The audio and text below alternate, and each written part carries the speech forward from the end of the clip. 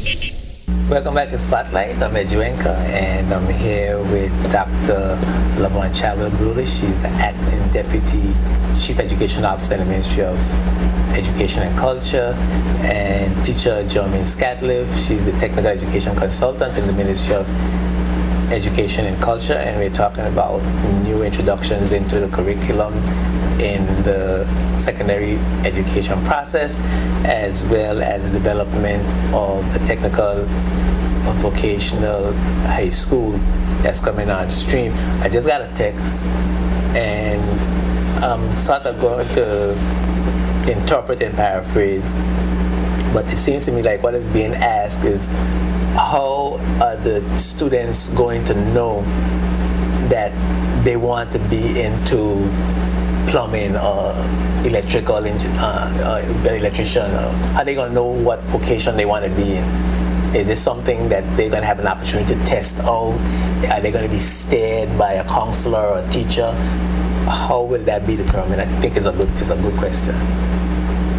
The career counseling is going to be provided because in most schools we have counselors, and they will direct the students as to their interests, as to what career path they would like to go, and based on that, a decision will be made whether they would prefer to do plumbing as opposed to woodwork, as opposed to food preparation or cosmetology, yes. Whatever the case may be.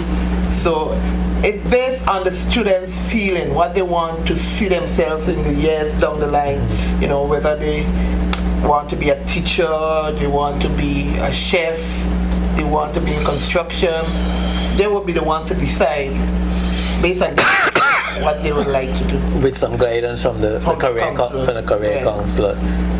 And if they make that request, then they would be put into the technical vocational once they meet the requirements. Once they meet the requirements. Right. And that requirements would mean a sound academic footing up the third form. Right. Okay. The same way it's done right now.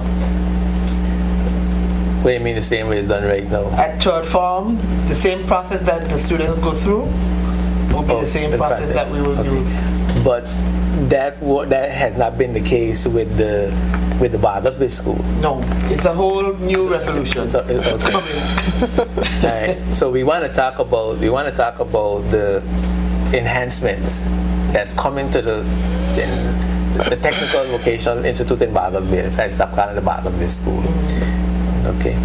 And we want to talk about structural enhancement, what you're going to do to the structure, because the last time I was there, some of the students didn't feel that they were being challenged enough.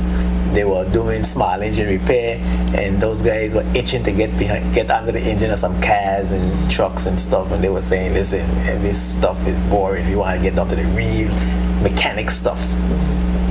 First, let me say that renovation is going to start soon at the campus in Bargersville. We are presently going to transfer the students and all the equipment down to the cultural center as a temporary home.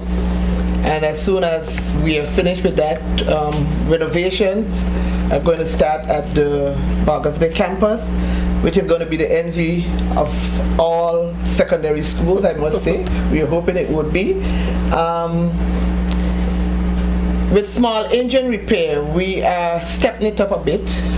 We are going to involve auto mechanic maintenance. So it's not just going to be small engine repair, but we are adding a few other, areas of auto mechanics onto it. And we are going to do likewise in some of the other subject areas. We're going to enhance them by, for example, right now at Bargersville School, they only do garment construction, which we know as clothing and textile. And we want to introduce the full program of home economics. We want to bring in home management. We want to bring in food preparation. Okay? And the way we want to look at clothing and textile is not in the old-fashioned way, but more like costume design or anything in design. Clothing design. So from design to construction. Right, more attractive to the students and that kind of stuff. Okay. So you're talking about improving the campus itself, the building structure.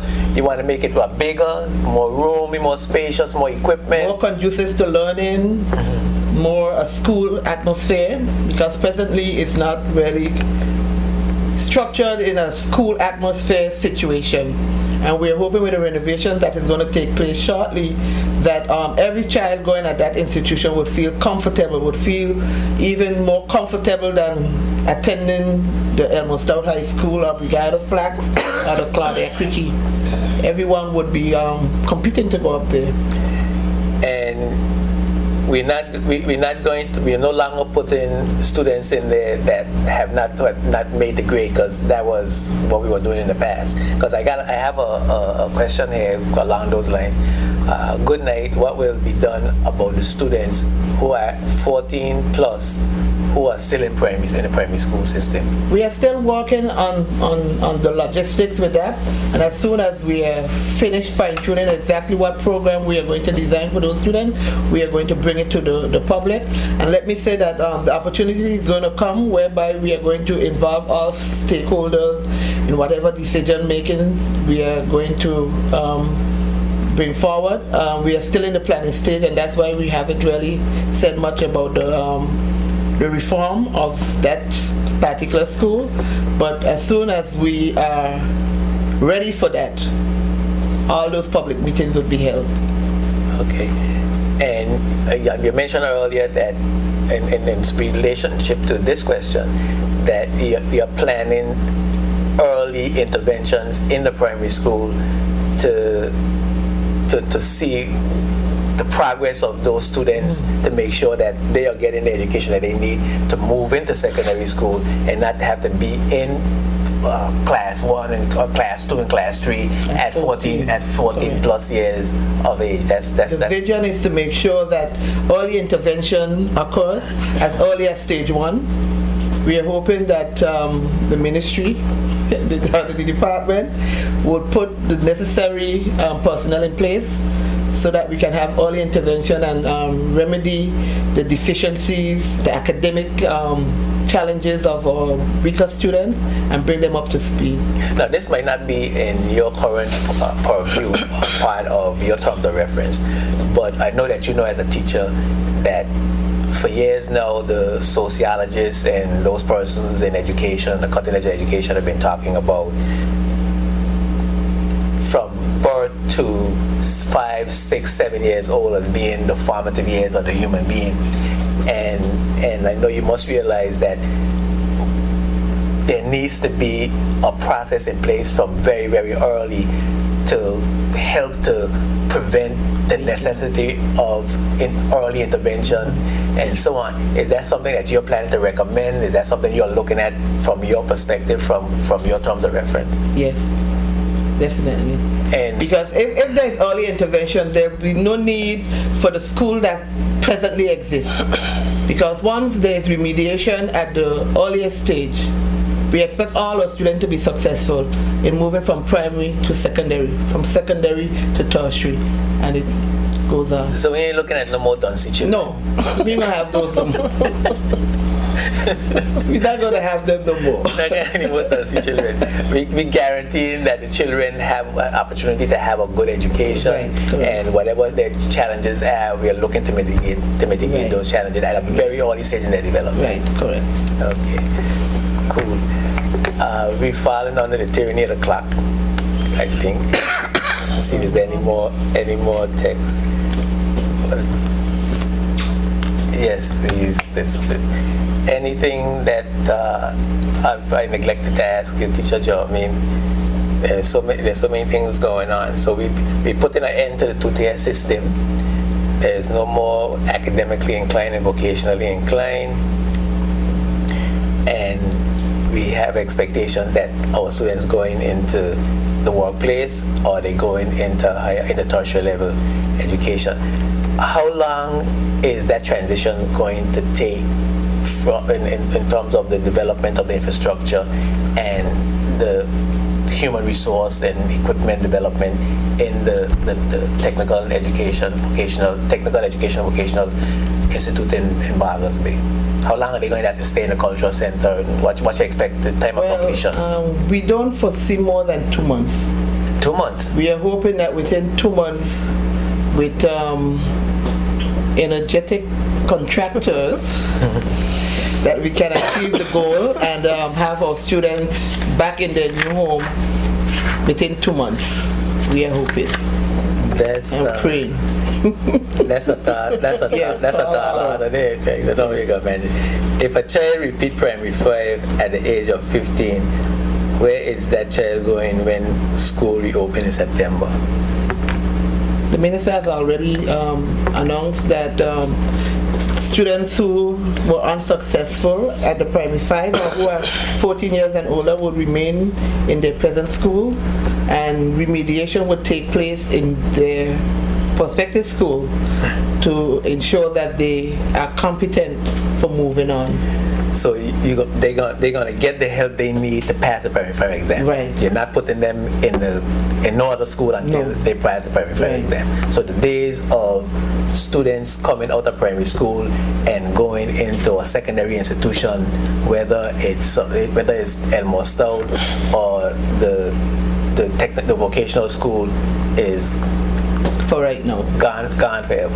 I should not say gone forever because we're still in the planning stage, Cromwell, and whatever it takes for us to do to ensure that all of our students are educated, whether they are 15 years and not competent for secondary education, or what, we still have to make sure that there are programs that we can have for those students, provide for those students to ensure that they can be employable, self-sustainable, and functional.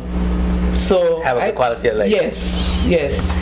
Anything I didn't ask you want to say before we go? We basically covered everything. Everything covered? Everything was covered, yes. Okay, cool. I want to thank you both, and of course thank Ad for coming on Spotlight and sharing, which turned out to be a wealth of information. So a lot going on, and I'm really glad that y'all took this opportunity to come and inform us about the new programs. I think you got a theme for it. What's it? A new level? Cause let me see. There was something. Anyway, never mind. I thought there would seem to be the information officer had a name for it. Moving to another level, or some such slogan. And I shouldn't have raised it if I didn't remember, but I'm glad to have you, and thanks very much for coming and sharing information with us. Pleasure was yours. It was my pleasure. Yes.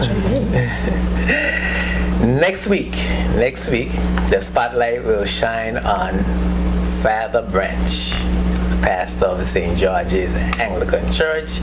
We'll be discussing the various facets of his tenure here in the BVI, the role of the church in the community, and what more the church as a body can do to have a greater positive impact in the country.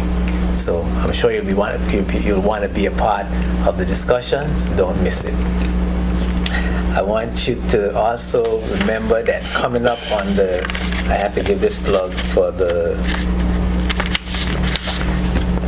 BVI Motorsports Association, the 26th, coming up this weekend, August 26th. We're going to be having a family fun day and soapbox races at Lavallee Community College.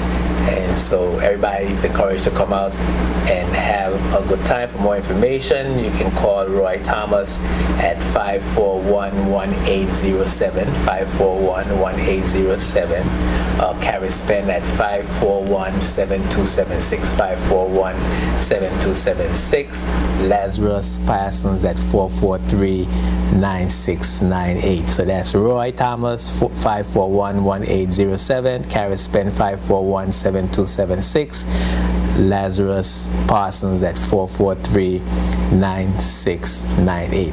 This is the soapbox races and family fun day at HLSCC, the 26th.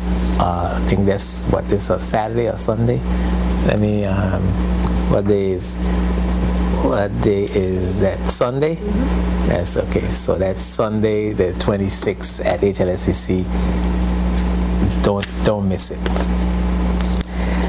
You can catch spotlights, all the spotlights on jtvlive.net. What you missed tonight, you could see it there, and all those that you missed in the past, you could go back and you could take a look at them. There are some really interesting spotlights that we've had in the past with lots of information. You can catch up on all that information.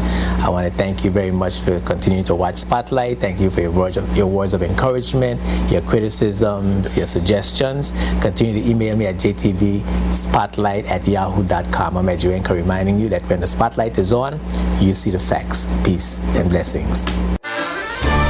Spotlight is brought to you by Bolo's High Tech Printery, Virgin Island Motors, and Clarence Thomas Limited.